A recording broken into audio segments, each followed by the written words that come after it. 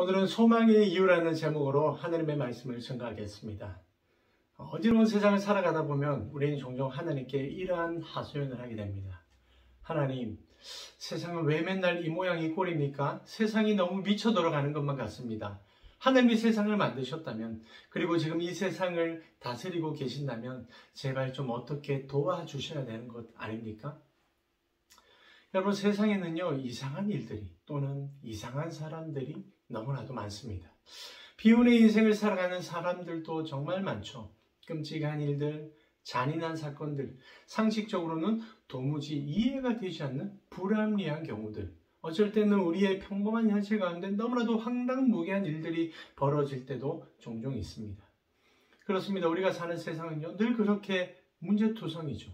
불안전하고 한마디로 엉망진창입니다. 그렇다면 여러분, 이 세상을 살아가는 우리들에게 과연 희망이란 없는 것일까요? 다행히도 그렇지 않습니다. 물론 이 세상 안에서는 진짜 희망을 우리가 찾아볼 수 없습니다. 하지만 세상 밖으로부터 참 빛이 들어왔죠. 이 세상 외부로부터 이 세상 내부로 참된 희망이 선포되었습니다. 여러분, 그 희망적인 선포가 무엇입니까? 오늘 본문 17절을 보십시오. 보라, 내가 새하늘과 새 땅을 창조하나니. 여러분, 이게 바로 우리 모든 인류가 추구해야 될 궁극적인 희망입니다. 하나님께서 창조하시는 새하늘과 새 땅, 완전히 새로운 세상, 진정한 의미에서의 신세계. 성경은 그것을 하나님 나라 또는 천국이라고 하죠. 오늘날에는 천국이라는 단어가 많이 오염되어 버렸지만 사실은 바로 그 천국, 성경에서 말하는 그 하나님 나라만이 우리의 유일한 희망입니다.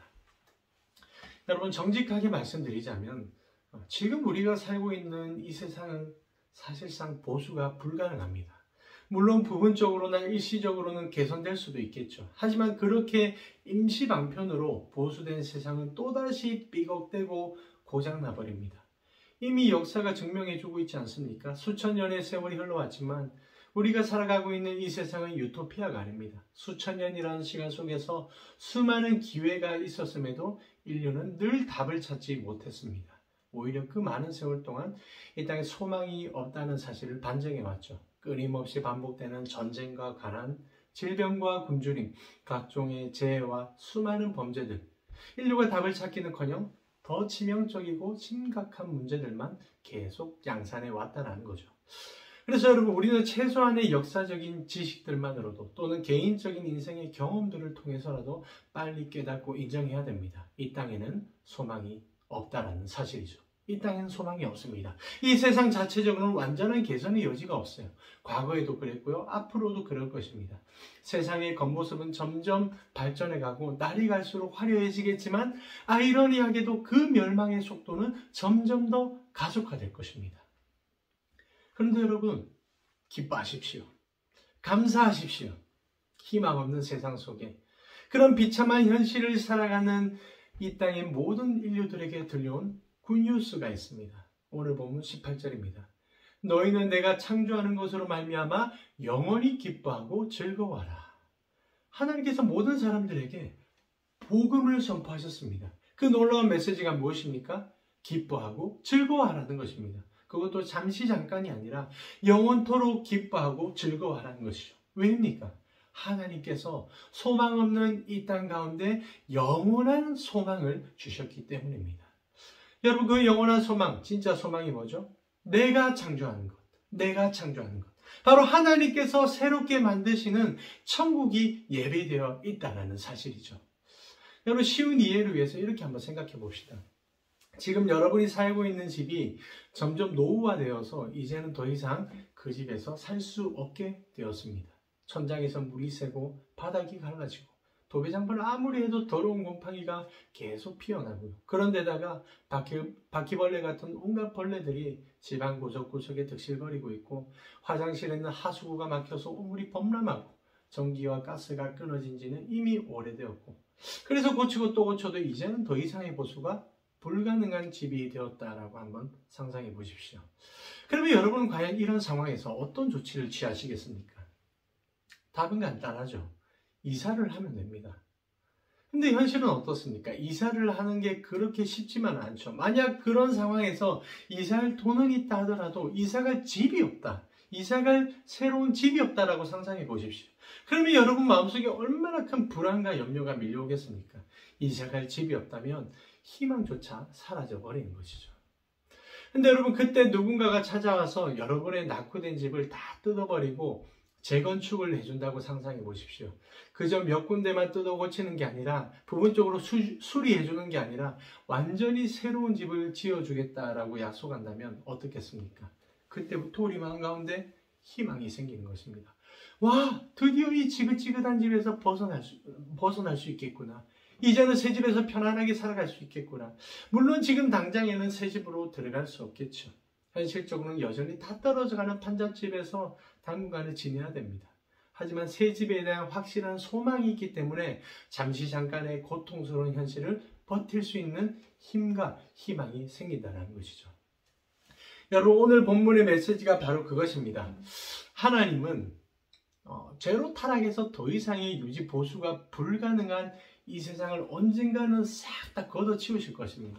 마치 다 낡아 빠진 폐허가 된 집을 불도저로 싹 다 밀어버리듯이 하나님은 이 죄악된 세상을 다 밀어버리실 것입니다. 마치 노아의 홍수 때처럼 말이죠. 그러면서 동시에 하나님은 새로운 세상을 만드실 것입니다. 그리고 그 영원한 새 나라로 자기 백성들을 이주시켜 주실 것이고 거기서 영원히 새로운 삶을 살아가게 하실 겁니다. 그러니까 여러분 하나님이 창조하시는 천국은요 그저 이 세상을 개선하는 것이 아닙니다. 리모델링이나 유지보수도 아니죠. 그 나라는 하나님에 의해서 완전히 새롭게 재건되는 것이고 그야말로 새 창조되는 것입니다. 그러니 상식적으로 판단해 보십시오. 여러분은 리모델링된 집이 좋겠습니까? 재건축된 집이 좋겠습니까?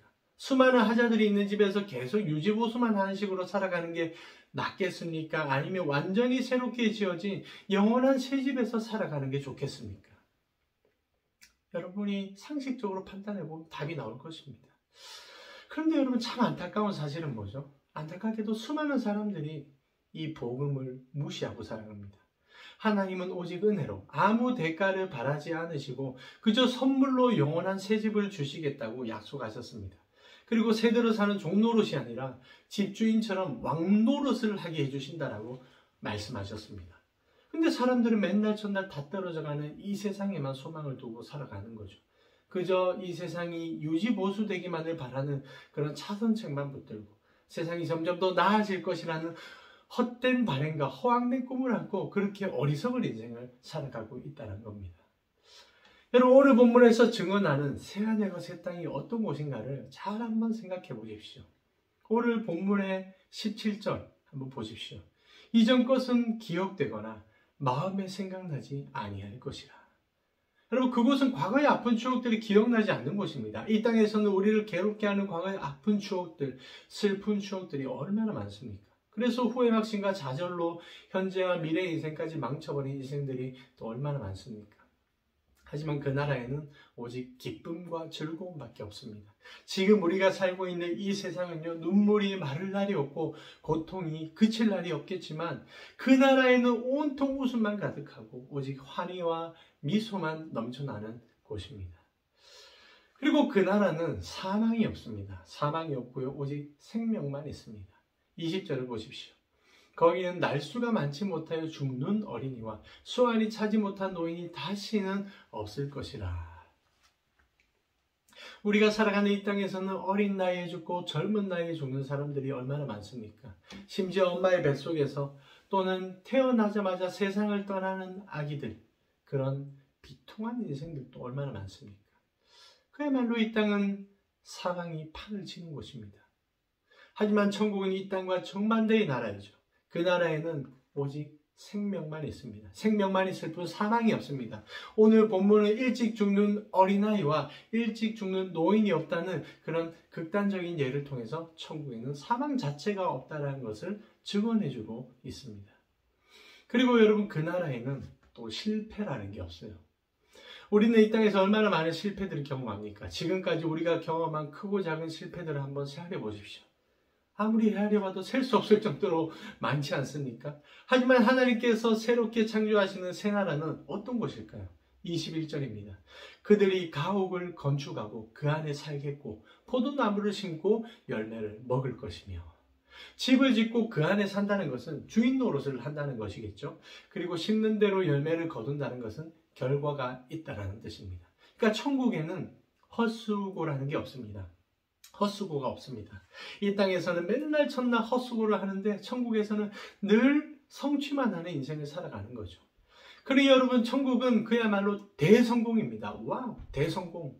만약 천국에도 학업과 취업과 사업이라는 게 있다면, 물론 천국에는 그런 것이 없겠지만 이 땅의 일들로 비유를 해본다면 천국에는 포기라는 게 존재할 수 없습니다. 뭐 1포, 2포, 3포, N포라는 게 존재하지 않죠. 왜냐? 천국에는 실패가 없기 때문입니다. 그곳에는 오직 성공만 존재한다는 사실이죠. 그리고 여러분, 이 땅의 사람들은 의식주와 같은 생존의 문제들로 굉장히 많은 걱정들을 하며 살아가지 않습니까? 특히 우리나라에서는 뭐 집 문제로 속상한 일들이 얼마나 많습니까? 근데 여러분, 천국에는 홈리스들이 없습니다. 홈리스가 없어요, 여러분. 심지어 천국에서는 모든 사람들이 다 주인입니다. 집 주인입니다. 모두가 자기 집을 가질 수 있다는 거죠. 그러니 이 땅에서는 현실적인 문제들과 수많은 실패들로 늘 불행을 겪게 되지만 천국에서는 오직 성공만 존재하기 때문에 늘 웃고 즐거워할 수밖에 없는 사실이죠. 그리고 여러분, 천국에는 손해가 없습니다. 손해가 없고 피해가 없어요. 피해를 보는 일이 없습니다. 약탈과 공격이 없고요. 다툼이 없고 갈등도 없습니다. 오직 만족과 평화와 안식만 있을 뿐입니다. 왜냐하면 천국은 좋은 것들이 넉넉하고 아주 충분한 곳이기 때문이죠. 그렇습니다. 여러분, 천국은요, 풍성하고 충만한 곳입니다. 부족함이 없고요. 모든 좋은 것들이 막 넘쳐나는 곳입니다. 그러니 그런 곳에서 무슨 싸울 일이 있겠습니까? 이미 많이 가졌고 이미 다 가졌는데 욕심 부릴 일이 뭐가 있겠습니까? 어린아이들을 보십시오. 과자가 조금만 있으면 막 서로 먹겠다고 다투지 않습니까? 근데 과자가 엄청 많으면은 자비를 베풉니다. 나눠주라는 말을 굳이 하지 않더라도 그 풍족함에서 오는 만족과 여유가 있기 때문에 자기들 스스로가 알아서 나누어 먹습니다. 근데 애들만 그런 게 아니고 성인들도 그렇잖아요. 돈이 한두 푼밖에 없으면은 안간힘을 다해서 아끼고 지키고 모으려고 합니다. 그런데 돈이 한 보따리 있으면 어떻게 합니까? 어디 좀 도움이 필요한 사람이 없을까 하면서 스스로 자비를 베풀게 되는 거죠.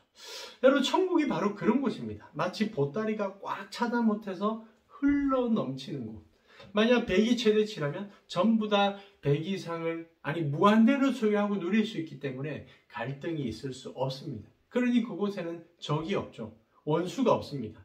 복수가 없습니다. 갈등이 없고요. 경쟁이 없습니다. 이해관계가 없습니다. 또 스트레스가 없습니다. 진정한 하나된 곳, 영원한 공존이 가능한 곳, 이리와 어린 양이 함께 먹고 함께 놀고 함께 사는 곳, 그야말로 천국은 진정한 안식이 있는 곳입니다. 그리고 여러분, 천국은 무엇보다 바로 이런 곳입니다. 오늘 본문 24절을 보십시오. 그들이 부르기 전에 내가 응답하겠고 그들이 말을 마치기 전에 내가 들을 것이며. 우리는 이 땅에서도 하나님과 동행하는 삶을 얼마든지 살아갈 수는 있습니다. 물론 그렇게 살아갈 수 있습니다. 하지만 이 땅에서 누리는 하나님과의 그 친밀감과 천국에서 누리게 될 그 친밀감의 정도는요, 사실상 하늘과 땅 차이입니다.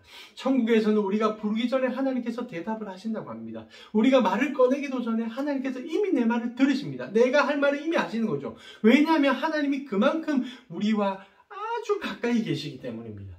여러분, 솔직히 이 땅에서는 하나님과의 영적인 소통이 어려울 때가 많죠. 기도의 대가였던 다니엘도 자신의 기도가 하나님께 상달되는데 무려 21일, 3주나 걸렸습니다. 하지만 천국에는 기다림이 없습니다. 애간장을 태우거나 몸부림칠 필요도 없고요. 기도가 응답되는데 인내라는 게 요구되지 않습니다. 왜냐? 증분즉답. 놀랍게도 묻기 전에 이미 응답이 이루어져 있습니다. 그러니 천국에서는 울 필요가 없죠. 만약 눈물이 필요하다면 감사의 눈물, 감격과 감동의 눈물만 흘리게 될 뿐입니다. 그러니까 천국은 그만큼 하나님과 친밀하게 살아가는 곳입니다. 자, 여러분, 어떻습니까? 지금까지 여러분에게 성경이 기록되어 있는, 증언되어 있는 천국에 대해서 진술해 드렸는데, 여러분 천국이 이런 곳일 거라고 상상이나 한번 해보셨습니까? 천국 하면 맨날 첫날 맛있는 거 많이 먹고 편안하게 잠만 자는 그 정도의 수준으로만 오해하고 있었던 것은 아닙니까? 오늘 많은 성도들이 천국을 소망하지 않는 이유가 뭘까요? 천국을 그저 피상적인 수준으로만 알고 있기 때문입니다. 천국에 대한 지식과 믿음이 없다 보니 영원하고도 완전한 새 집보다는 계속 낙후되어가는 이 세상에만 소망을 두고 사는 거죠. 여러분, 저는 지금까지 여러분에게 허황된 말을 만들어 놓은 것이 아닙니다. 없는 사실을 지어내거나 거짓과 왜곡으로 허상을 만들어낸 것도 아니고요. 오늘 성경이 증언하는 사실 그대로를 여러분에게 진술해 드렸을 뿐입니다. 여러분, 천국은 실제로 있습니다. 그리고 실제로 그런 곳입니다. 여러분, 만약 천국이 존재하지 않는다고 가정해 보십시오. 그렇다면 우리가 이 땅에서 무슨 희망으로 살아갈 수 있겠습니까? 바울은 고린도전서 15장 32절에서 이렇게 말합니다. 죽은 자가 살아나지 못한다면 내일 죽을 터이니 먹고 마시자 하리라. 우리가 부활해서 영원히 살아갈 진정한 패러다이스가 없다면 우리가 무슨 소망으로 이 땅을 살아낼 수 있겠냐는 거죠. 천국이 없다면 바울의 증언대로 그냥 막장 인생을 살아가는 것이 이 땅에서의 유일한 소망이 될 것입니다. 하지만 천국은 실제로 존재할 뿐만이 아니라 오늘 성경의 증언 그대로 반드시 존재해야만 하고 반드시 그런 곳이어야만 합니다. 왜냐? 그래야 이 희망 없는 세상에서도 천국이라는 유일한 희망에 우리가 소망을 두고 살아갈 수 있기 때문이죠. 여러분, 생각해 보십시오. 지금 우리가 살고 있는 이 세상과 장차 도래할 천국의 차이가 이토록 엄청나다면 어찌 이 세상을 개선하고 그저 뜯어 고치는 수준으로 완전한 세상을 기대할 수 있겠습니까? 여러분, 결국에는 완전히 바뀌어야 되는 것이죠. 옛 것은 가고 새 것이 와야 됩니다. 하나님께서 새 나라를 창조하시는 그 새 창조만이 유일한 대안입니다. 여러분, 개선이나 업그레이드, 마치 어떤 조직이나 단체에서 버전 1.0, 2.0, 3.0 이런 식으로 세상을 좀 더 나아지게 하는 것은 임시적인 대안이 될 수는 있겠지만 궁극적인 대안은 될 수 없습니다. 우린 종종 어떤 물건을 계속 고쳐 쓰다가 오히려 더 망가지는 역효과를 경험할 때가 있죠. 가령 옷이 떨어졌다고 여기 꿰매고 저기 꿰매고 하다가 결국에는 걸레가 되어버리는 그런 경우를 경험할 때가 있습니다. 세상은 늘 그런 식이라는 거죠. 그저 피상적인 변화만을 시도할 뿐입니다. 그러니 교육 수준이 높아지고 과학기술이 발전해도 세상은 점점 더 부패해져만 가는 것이죠. 인간이 손을 대면 될수록 오히려 더 망가지는 것입니다. 결국에는 실패하는 것이죠. 하지만 하나님은 그런 방법으로 안 된다는 것을 이미 잘 아셨기 때문에 완전히 새로운 변화를 시도하십니다. 따라서 여러분, 우리의 소망은 오직 하나님께서 창조하시는 바로 그 새하늘과 새 땅밖에 없습니다. 하나님께서 완전하고도 영원한 새 곳으로 바꿔주시는 그 천국에만 소망이 있다는 거죠. 그래서 하나님은 오늘 본문을 통해서 이런 메시지를 선포하시는 것입니다. 보라, 내가 새 하늘과 새 땅을 창조하나니 너희는 내가 창조하는 것으로 말미암아 영원히 기뻐하며 즐거워할지니라. 여러분, 뭘 보라는 것입니까? 뭘 보라는 거죠? 이 세상이 아니라 주님께서 만들어주실 새로운 세상을 바라보라는 것이죠. 그리고 그 새로운 세상에서 누리게 될 기쁨과 즐거움으로 이 척박한 현실을 견뎌내고 또 살아내라는 것입니다. 이 세상의 쾌락과 즐거움으로 눈에 보이는 현실이 전부인 양 살지 말고 그렇게 인생을 허비하고 낭비하지 말고 영원한 그 천국의 소망을 두고 이 땅에서의 삶을 좀 의미 있고 가치 있게 살아가라는 것이죠. 그래서 바울이 로마서에서 이렇게 증언합니다. 소망 중에 즐거워하며 환난 중에 참으며 기도에 항상 힘쓰며. 로마서 12장 12절 말씀이죠. 쾌락 중에 즐거워하라가 아니라 소망 중에 즐거워하라는 것입니다. 그리고 그 소망으로 환난을 견뎌내라는 것이죠. 장차 누리게 될 영원한 기쁨을 생각하면서 이 땅의 고단한 현실을 이겨내라는 것입니다. 그리고 이를 위해 기도하라는 거죠. 왜냐하면 기도할 때 육체의 눈은 닫히지만 영혼의 눈은 활짝 열리기 때문입니다. 기도는 믿음의 눈으로 이 땅이 아닌 하나님 나라를 보게 해주는 수단이죠. 그래서 우리는 기도할 때 영혼의 눈을 뜨고 비로소 천국을 바라보게 되는 것입니다. 여러분, 우리가 그렇게 천국 소망으로 살아가면 어떤 복을 누리게 될까요? 로마서 15장 13절에 이런 말씀이 있습니다. 소망의 하나님이 모든 기쁨과 평강을 믿음 안에서 너희에게 충만하게 하사 성령의 능력으로 소망이 넘치게 하시기를 원하노라. 무슨 말일까요? 쉽게 말하자면 이 땅에서도 장차 누리게 될 그 천국을 맛보게 된다는 뜻입니다. 물론 천국은 아직 도래하지 않았습니다. 그렇기 때문에 이 땅에서는 천국을 완전히 누릴 수가 없습니다. 하지만 우리는 이 땅에서도 천국을 경험하고 누릴 수 있죠. 어떻게요? 일종의 샘플과 같은 것입니다. 샘플. 완제품을 사용하기 전에 그 제품을 샘플로 경험하듯이 천국도 이 땅에서 그렇게 경험될 수 있다는 사실이죠. 그래서 우리 안에 이 천국 소망이 있으면요, 이 고통스러운 세상을 살아가는 와중에도 우리는 오직 천국에서만 누릴 수 있는 그 참 평안, 또 참 기쁨을 맛볼 수가 있는 겁니다. 그게 소위 이 땅에서 천국을 경험하는 인생입니다.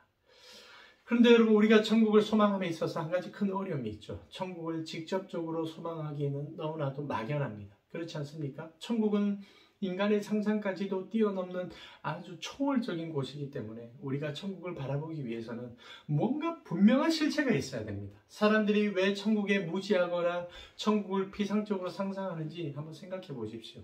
우리는 아무리 상상력을 발휘해도 천국을 분명하게 바라볼 수는 없습니다. 마치 태양을 두 눈으로 바라볼 수 없는 것처럼 천국은 직접적으로 소망하기엔 너무나도 초월적이어서 우리의 입장에서는 그저 막연할 수밖에 없다는 거죠. 그래서 예수님이 이렇게 말씀하십니다. 내가 곧 길이요 진리요 생명이니 나로 말미암지 않고는 아버지께로 올 자가 없느니라. 요한복음 14장 6절 말씀이죠. 오늘 본문에 비춰보면 이 말씀이 이런 뜻이 됩니다. 우리는 예수님을 바라봄으로써 천국을 바라볼 수 있다. 예수님을 바라봄으로써 천국을 바라볼 수 있다. 다시 말해 우리는 예수님께 소망을 둠으로써 하나님 나라에 확실한 소망을 두고 살아가게 된다는 뜻입니다. 따라서 여러분, 우리가 천국에 소망을 두고 산다는 것은 구체적으로 무엇입니까? 세상 사람들처럼 막연하게 천국을 동경하는 것이 아닙니다. 그저 인간적인 상상력을 발휘해서 상상의 나라를 펼치는 것이 아닙니다. 구체적으로 예수 그리스도께 소망을 두는 것이 곧 천국에 소망을 두고 살아가는 것이죠. 그저 천국에 대한 몽상으로 기뻐하고 즐거워하는 것이 아니라 예수 그리스도를 믿고 그 말씀을 따름으로써 예수 그리스도의 십자가 죽음과 부활을 기억함으로써 우리는 천국을 기뻐하고 즐거워하게 된다는 거죠. 잘 이해가 안 된다면 이렇게 생각해 보십시오. 먼저 예수님은 창과 같은 분이십니다. 창. 완전히 밀폐된 세상 속에서 천국을 볼 수 있게 해주는 유일한 창. 아무 희망도 소망도 없는 세상 속에서 유일한 희망을 보게 해주는 그런 창. 그분이 바로 예수 그리스도라는 사실이죠. 그리고 앞서 들었던 비유를 다시 한번 생각해 보십시오. 누군가가 우리에게 새 집을 지어준다고 했을 때 우리는 새 집에도 소망을 두겠지만 특별히 새 집을 지어주겠다고 약속하는 그 사람에게 더욱더 소망을 두게 될 것입니다. 그리고 그 사람을 신뢰하면 신뢰할수록 그 소망이 점점 더 굳건해지겠죠. 왜냐하면 새 집은 결국 그 집을 지어주겠다고 약속한 사람에게 달려있는 일이기 때문입니다. 바로 그런 맥락에서 우리는 예수님께 소망을 둬야 되겠죠. 우리가 천국에 소망을 두고자 한다면 더욱더 천국을 약속하신 그분 그리스도께 소망을 두어야 됩니다. 그분을 더욱더 신뢰하고 의지함으로 우리의 소망을 더 단단하게 굳건하게 다져야 됩니다. 왜냐하면 오직 그분께서 천국을 완공하실 것이고 오직 그분만이 천국을 바라보게 하는 유일한 창, 천국으로 향해 가는 유일한 길이 되어 주실 것이기 때문입니다. 주 안에서 사랑하는 성도 여러분, 오늘 이 진리의 말씀, 복된 소식을 정말로 믿으신다면 오늘 이 하루도 예수님께 소망을 두고 살아가시기를 간구합니다. 그리하면 이 척박한 세상에서도 천국의 그 소망이 주는 그 기쁨, 그럼에도 불구하고 그 놀라운 기쁨을 우리가 맛보고 또 누리게 될 것입니다. 오늘 또 그 소망으로 살아가시는 복된 인생들이 되시기를 주님 이름으로 축복합니다.